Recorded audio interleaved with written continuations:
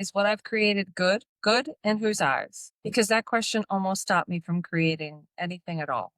My name is Jackie Morreale, and I am the host of Wisdom for Wannabes, the podcast that seeks wise words in business, beauty, and betterment. I've spent years creating and almost immediately questioning it, second guessing it, wondering how it would be received. And the truth is, if you're creating in that lens, you're not creating at all.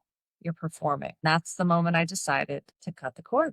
Earlier today, I found myself driving through the rain to a recording session here in West Palm Beach, my first time recording in a studio outside of my own home. I didn't have a script, I didn't have a plan. I just had this quiet hope that something meaningful would come out of this space if I showed up and let it. Because that's what creating has started to feel like to me. It's not about certainty, not about control, just willingness. Creating something has nothing to do with impressing anyone. It's just taking something internal and making it visible. An emotion becomes a color, a thought becomes a sentence, a feeling becomes a brushstroke. For me, it always starts with the emotion. Instead of trying to fix it, I try to use it because the goal isn't perfection.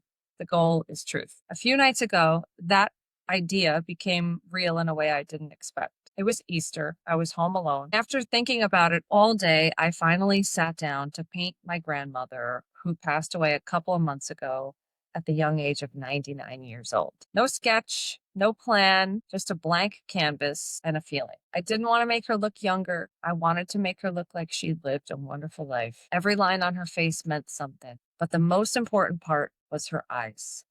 Because without the eyes, it's nothing. In the photo I was painting from, she was smiling, but she had just lost her husband of over 70 years. Her expression held everything on her face. Joy, because her family was around her, but also grief, longing. I wasn't painting a face, I was trying to paint a feeling. The first few times I painted her eyes, but they weren't right. They felt flat, not her. I caught myself doing something I didn't expect. I started talking to her. Grandma, help me get your eyes right. I just kept going, layer by layer, adjusting the color, trying to find that exact shade, greenish blue, or bluish green, depending on the light of that day, trying to make them feel alive. At one point, my dog started barking in the other room. No one else was home. She just kept barking at the same spot. For a second, I stopped because it felt like something, like a connection. Maybe she was there, maybe she wasn't. But in that moment, it didn't matter because I wasn't painting anymore. I was with her, creating something. Really creating doesn't feel clean or controlled. It feels uncertain, perhaps unfinished. It feels like starting without knowing where it's going. It feels like frustration, then a small breakthrough. For me, it was in getting the eyes. It feels like listening more than actually doing, like letting something move through you instead of forcing it into place. More than anything, it requires freedom. Because the second I think about what someone else might think about what I'm creating, I freeze, I hesitate,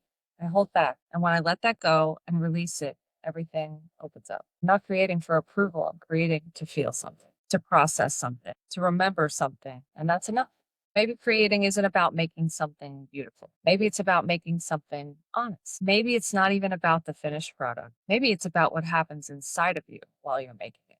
Because sometimes what you're really creating isn't a painting or a story. Sometimes you're creating closure, connection, understanding, or a release. Just giving something inside of you a place to exist. If you're still here, I want to invite you to try something with me. Close your eyes, take a deep breath in, and slowly let it go. Imagine you're sitting in front of a blank space, a blank canvas, a blank page, an empty room. There's nothing there yet. No expectations, no pressure, no one watching, just space.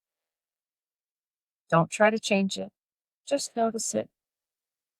Now imagine that feeling has a shape or a color.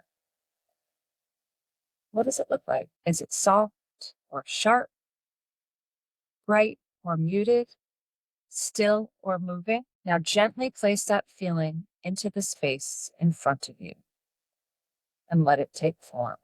There's no right way to do this. You're not creating for anyone else. You're just creating for yourself.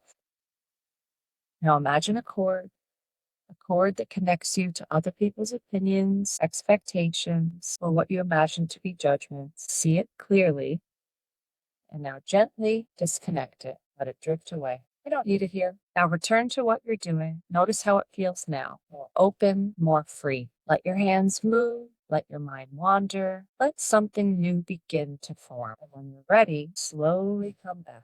I'm still learning what it means to create, but I do know this. The more I let go of what other people think, the more honest my work becomes. And maybe that's the point. You're free. Go have a beautiful day.